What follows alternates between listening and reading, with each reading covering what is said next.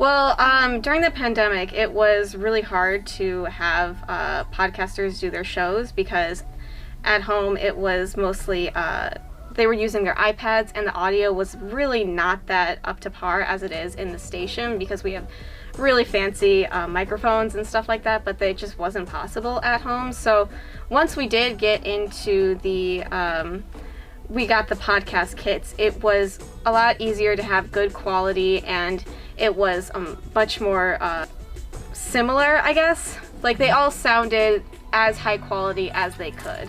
And so that really helped with keeping the integrity of WNTH Radio and keeping the excitement of podcasting going on. Okay.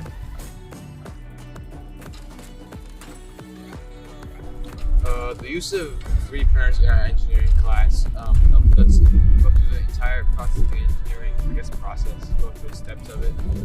Starting out with things like, software, AutoCAD, and, designing for example, we worked on hydroponic systems, designing them, and then working on them, getting feedback, looking at the structure of it, and then in the end, finally printing it for a few weeks and deploying it and, seeing how our projects worked.